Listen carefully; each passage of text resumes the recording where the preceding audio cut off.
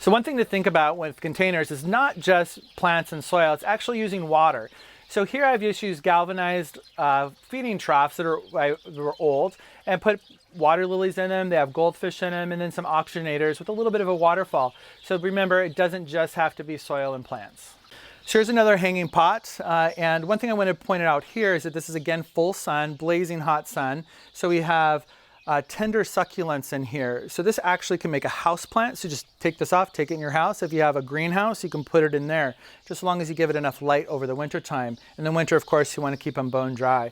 The other thing I want to point out is the pot that it's in. These are actually old rusted paint buckets that we found at a thrift store garbage place, and they made perfect size of containers for these hanging baskets. The other thing we did too is, because they are solid, just make sure you have adequate drainage. So just take a drill and punch a couple holes in the bottom so all your excess water runs out.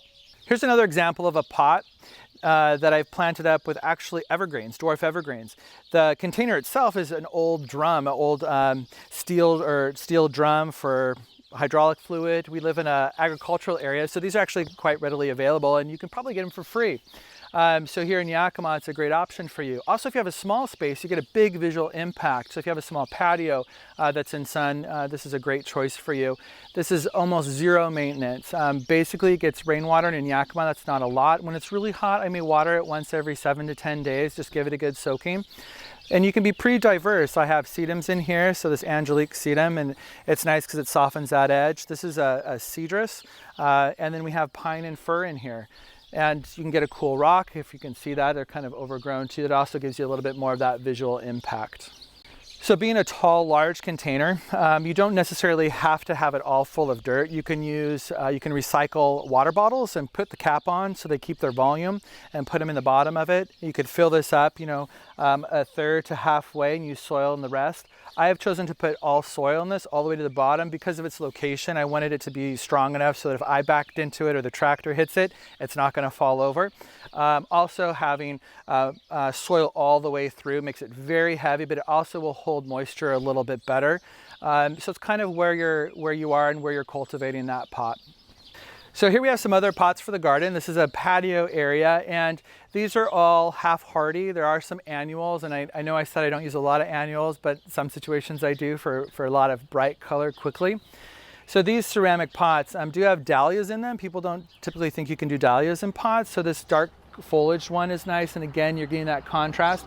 So in this pot with the dahlia is actually plumeria, and a little trick that I do for half-hardy tropicals is that I'll put them in pots inside the pot. So I'll up-pot it, put it in there, and then plant around it. And then when the frost comes in the fall, I just lift it up, clean up the pot. And a lot of these things will do great in your house, or again, if you have a little greenhouse, that's another place that you could put them as long as they stay above 40 degrees at night. So then you also have the bougainvillea here that I do that with, and also a tropical hibiscus. And then again with pots, you also want to choose a theme in your area. So these are a lot of ceramic blue.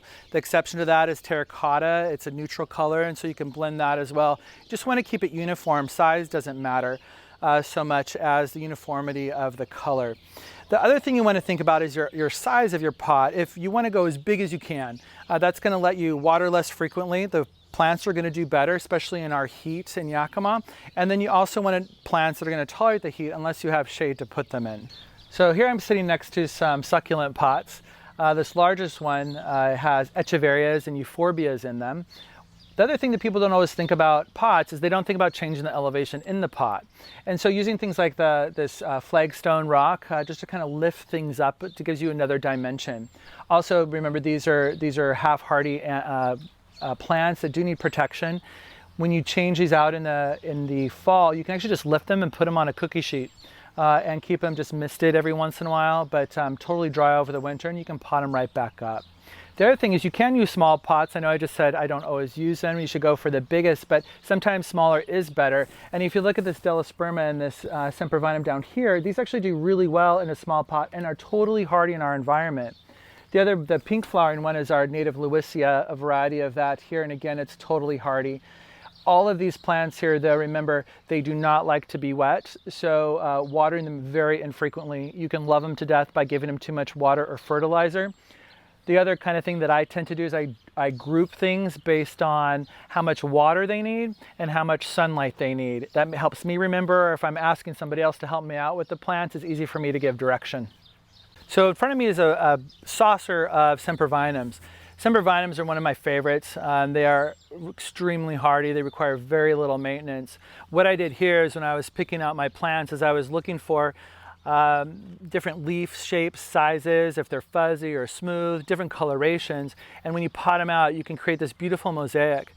The thing that's even better is when you're just left to their own devices, they make this mosaic on their own. They kind of weave through each other and drip over the edges, as you can see here, and even down into the patio.